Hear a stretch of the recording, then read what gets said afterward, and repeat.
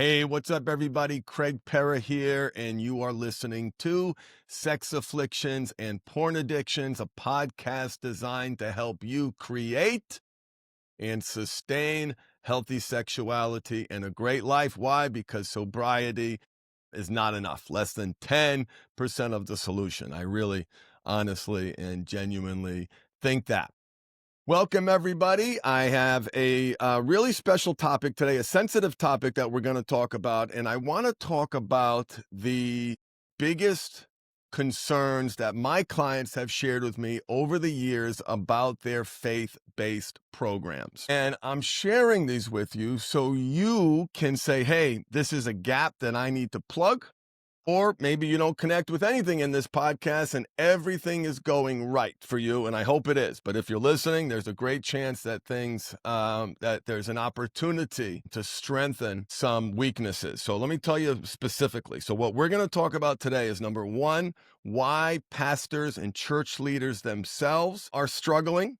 I have the great privilege of working with leaders of very large congregations, medium size, small leaders from all faiths, all walks of life, all parts of the country. Probably about 60 to 70% of my clients are Christians. So we're first going to talk about that. The second thing is that we're going to talk about the biggest ways that faith-based programs, in the experience of my clients, unintentionally, and sometimes make things worse. And finally, the good news, a model aligned with the Christian faith. I'm going to talk a little bit about the internal family systems model. Now, if you are new to the internal family systems model and you are a Christian, then I highly, highly recommend this book, All Together You by Jenna Remersma. I recently had her on my podcast. She is a CSAT therapist, and she has a very interesting perspective on healthy sexuality and leading and loving your addict part. So stay tuned for that. I am really, really excited to release that podcast to you, but this book is definitely mandatory reading. And let me just say, for you brothers who are new to this program, wouldn't it be wild if there was a neuroscientifically supported behavior change model that has beautiful overlap with your faith? Like, how cool would that be, right? Well, guess what? According to Jenna Remersma in this book, and what I'm going to talk about today, there is the internal family systems model and the mindful habit system. So I want to share some statistics involving pastors and leaders. And these statistics come from the Barna Group. So if you search the Barna study, the Barna Group is one of the most respected Christian research organizations out there. And here's what they found. There's a lot of statistics. We're only going to go through a few of them, but I think they're important. Here's what one statistic said. 86% of pastors believe porn use is common among other pastors. How's that for a self-report, right? 2 out of 3 pastors admit they've struggled with porn themselves, and a little more than that for the younger pastors. The younger pastors have a higher struggle rate. But listen to this disconnect. Listen to this disconnect. But only 33% of pastors think it's a major issue in their congregations. That is a staggering disconnect, because in reality, 75% of Christian men and 40% of Christian women report using porn. Now, let me be clear, the porn that we're talking about today, we are not talking about Christian couples who use erotica as a marital aid. Do you know there are actually adult Christian content creators trying to teach people how to make love because we've been so poisoned by porn? They exist. They are out there. Okay, but we're not talking about that. We are talking about the lying, the hiding, and the sneaking. Okay? And that disconnect is so massive, because maybe if we frame the problem from one perspective, is men watching porn problematic? And you could have 2 different groups could debate that, and they'd come to different conclusions, although you listening, right, might feel very strongly about it, right? There are debates happening. But when you frame the question a little differently, is men being out of integrity regarding one of the most powerful forces in human nature with their life partner a problem? Yeah, right? Right? It's a massive, massive, massive problem. And let me tell you a story. And this is an amalgamation of a couple of stories. This has happened multiple times, so I'm not revealing any secrets. But I coached a pastor of a large congregation who wanted to lead differently. He wanted to be honest about his struggle because he said to himself, son of a gun, I'm doing everything right.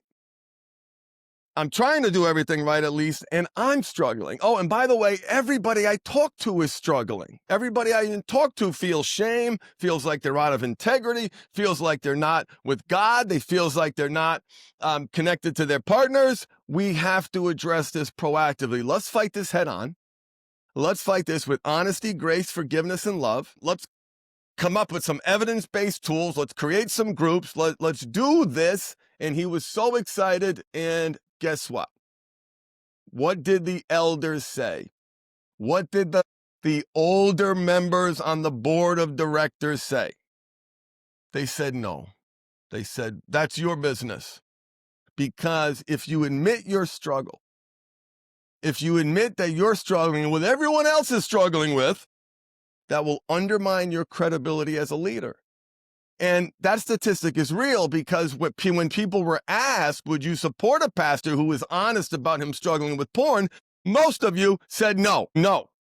So his fear, their fear of him undermining his credibility as a leader is legitimate, is real. And they said, if you choose to take this approach, you're going to lose your job. And listen, when these guys lose their jobs, they might have a house that the place provides for them. Their kids might be enrolled in schools. And now you've got the stigma of the guy who shared his porn addiction as a leader of a church. So he stayed silent. Shame shut down the movement before it even began. But I want you to imagine this for a second. I want you to do this with me. I want you to close your eyes. And I want you to imagine the reality if our leaders were honest about their struggles. Can you imagine how the conversation would change? Can you imagine the different conversations with partners? The different conversations that guys would be having each other instead of it in the dark, in the shadows, in the shame. We're not wired for this, men. We're not wired for this. The AI girlfriend market is expected to grow to over $28 billion by 2028. I think it's 30% year-over-year growth.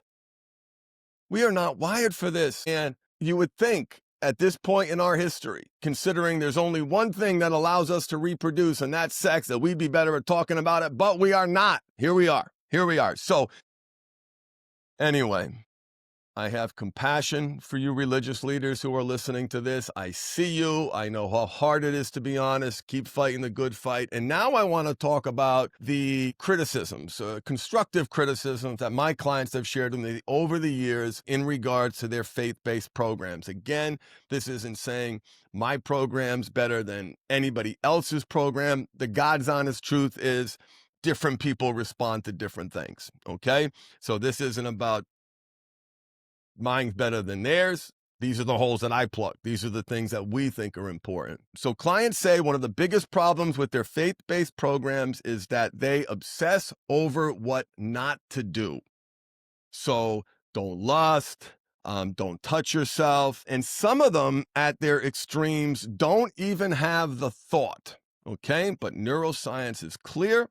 You don't break a habit by trying not to do it. You break a habit by meeting new habits that actually meet those needs. Because the golden rule of behavior modification is what? To break a habit, you have to make the right habit that meets the right needs. So too much break a habit, not enough make a habit. Okay? The other criticism in regards to the make a habit or the break a habit is there are rules, but rules without systems.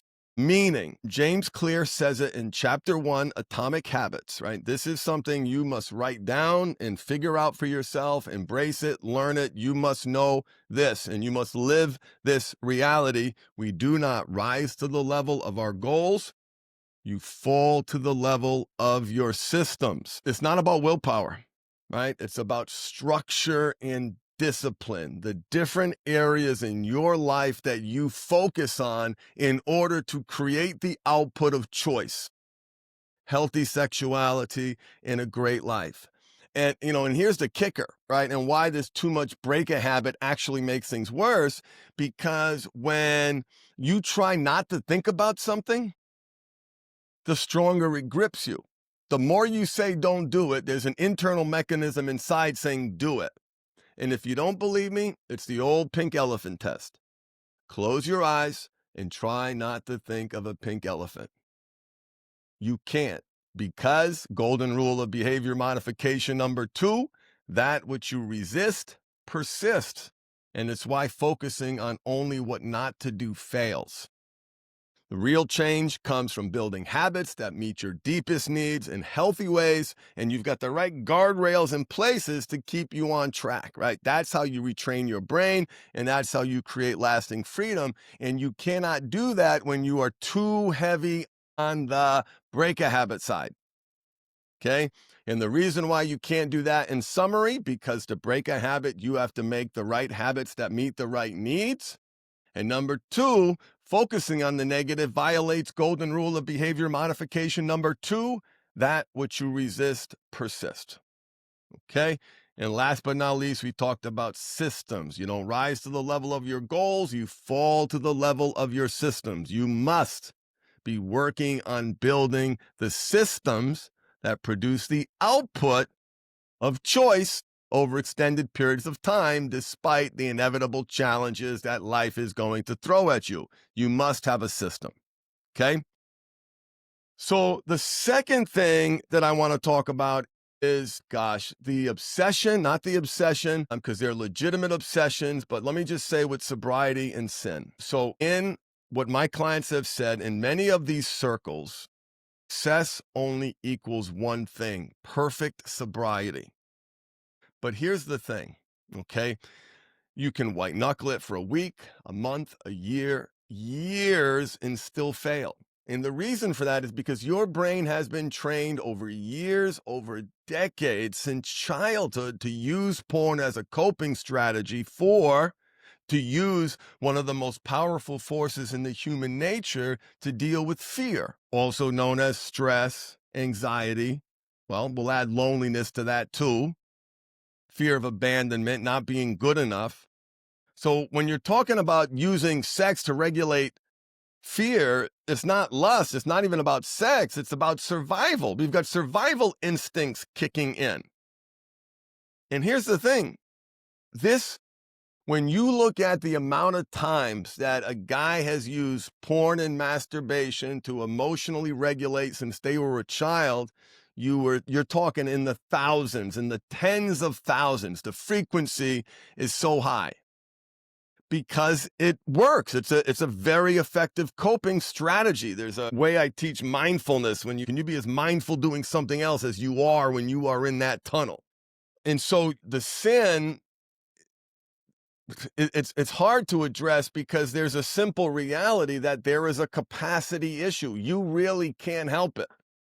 You don't mean to do it. And when you beat yourself up and you shame yourself for making those mistakes, you only make it worse. You're not addressing the capacity issues, and you are staining yourself with shame, and you're ignoring the biology. You're ignoring the trauma. You're ignoring the programming. And you cannot do that. Ignore that at your peril. The addict lacks capacity to make good choices consistently over extended periods of time, which is why we need systems. And here's the other thing that I want to talk about, is that in these programs, they tend to be all or nothing. So perfect sobriety, perfect or not, or failure, success or failure. But here's the thing, right? Let's say somebody who is like got serious mental health problems, a lot of childhood trauma, wants to be a better man of faith and wants to make progress, and is stuck in this cycle of going a few weeks and failing and feeling like a piece of garbage and pulling himself out of that hole. What if we realized when we looked at his numbers that when he gave effort, he cut it in half. He cut it 50%. He reduced frequency 50% in the first week. And instead of celebrating that, instead of analyzing, what did you do to reduce it 50%? What did you do? What did you think? What belief systems inspired you to reduce it 50%? So in any other part of the world in business and self-improvement, you have success. But when you have the all or nothing approach, what happens is, and what that means is, and I'm going to say it, is attainability is controversial. People get into the debate, abstinence versus harm reduction. Listen, this isn't abstinence versus harm reduction. It's reality. Reality. And the reality is that you only had the capacity to reduce it 50%. What if you did that again? What if you did that again? What if you were building on the successes, and when you are in the all or nothing approach, you rob yourself of that ability? You rob yourself of celebrating those successes and figuring out what works and building on what works. And you're stuck in a negative cycle that keeps things worse. And this is when I get on my soapbox, and I'm going to get off my soapbox. I never want to be anything other than kind. But I am sorry that reality is controversial in your world. And I really mean that. I am really sorry that reality is controversial in your world, because when you start addressing attainability, you start creating results. You start being successful. You start winning, instead of believing that your wife's anger and your shame is sufficient to rewire decades of programming rooted in childhood, rooted in natural biology. Rooted in natural biology, reinforced environmentally over the course of thousands of times in a lifespan. And guys, I have had men come to me broken, feeling such deep and profound shame, seriously dysregulated from an abstinence program. And instead of focusing on emotional regulation, self-care, basic mindfulness, underlying mental health issues, this guy just felt like a worthless piece of crap until I said, let's take sobriety off the table for a week. No. Just listen, what if we get to where you want to go, but in a different way, that's a lot kinder, that produces a lot better results, that deals with reality? How about instead of the benders, that cycle that you keep putting yourself in, what if we reduce frequency and severity 25%? And actually, in the case I'm thinking of, we took it off the table, because there were things that needed to get done before his system could produce the output of good decision-making, identity-based decision-making over extended periods of time. All right, here is the last thing that I want to talk about. So one of the other primary criticisms that a lot of clients have, and this is, I think, due to maybe misinterpretation of 12 steps, but a lot of people, especially my Christian brothers, demonize their addict part. So, hi, my name is Craig. I'm a sex addict. I have the disease of sex addiction. And what do you want to do with the disease? You want to kill that disease, right? What do you want to do with those diseased cells? You want to kill those cells. So there is this, and then you add faith to that, and there is the tendency to demonize the addict part. And so you guys go back and watch some of my other videos or listen to my podcast on parts work to learn more about the internal family systems model. Again, I will reference the book Altogether You by Jenna Remersma. It's right next to me because I just had her on my podcast. She was a wonderful guest. And you guys are really, really going to dig it to find a neuroscientifically supported model in alignment with your faith. Like, goodness gracious, could you ask for anything better than that? And by the way, it is inconsistent, or at least doctrinally consistent, with aspects of 12-step identifying as an addict. Now, because Jenna knows what she's doing, she's able to educate her clients, and you learn in the book how to be mindful that, this is just a part of you. But a lot of Christians demonize their addict part. They want to kill their addict part. They want to destroy their addict part. They want to do what you do to demons, right? But here's the problem. Here is the problem. That addict, that part of you that runs to pleasure to escape pain for years, maybe decades, that part of you that has helped you regulate fear, stress, loneliness, and anxiety, this oasis, this escape, this reward first learned in childhood. And often those learnings in childhood were shrouded by shame and unhealthy childhood sexual experiences. Shame. So that addict part that you're demonizing, that's not right. That's actually making it worse. When any program tells you that that part is evil, that it's the flesh, that it's the enemy, you internalize the fight. And when you demonize a part, you demonize yourself. The way you feel about a part is the way you feel about yourself. And I would argue respectfully that that approach, yours, is how the demon comes in, by demonizing a part. Okay, and Jenna talks about this in her book. And what does that do? Makes it worse. That isn't, I did something bad. That is, I am something bad. And that's why parts work is so incredibly awesome. And I, can't say mandatory because different people respond to different things. But having a framework to lead these wayward parts, sound familiar? Is incredibly valuable. And there's this psychological model, and I'll talk just a little bit of it, the internal family systems model, where at the center is this Jiminy Cricket-like. Different psychologies and spiritualities have a different name for it, but there's this, I remember describing it to a client. He said, "Oh, you mean the Holy Spirit?" I said, "Oh, does it feel like that?" A lot of clients connect with that. Or Jenna describes in her book the fingerprint of God, the divine spark, and there are a number of other different terms that you might use. So you're telling me there is a psychological model, that there's this thing in the center of us that has the ability and capacity and the power to lead these wayward parts with not shame, not anger, not condemnation, not contempt, not cruelty, but grace, forgiveness, and love. Yeah, that's science. There's a model out there that gives you the tools and the framework to lead these parts with grace, compassion, forgiveness, and love, because to do anything else would be demonizing the part, rejecting the part. That which you resist persists. To break a habit, you have to make the right habit that meets the right needs. So I think that, of course, I think it's wonderful. So thank you. Thank you for listening. I am really excited to teach this model. And one thing I like to say, if you stuck around this far, you might be in a place where the Mindful Habit has just launched its first ever leadership and professional development program.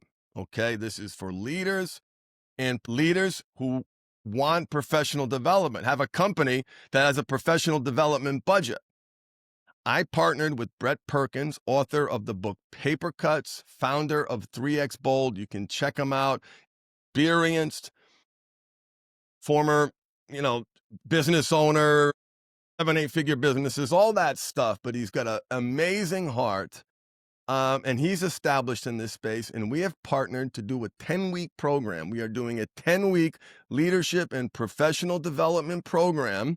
And this is for the guy who's not going to go to therapy, who's not going to go, join a sex or porn addiction program, but does want to grow. And of course, a great professional development program impacts you in a deep way personally. This is for burnout.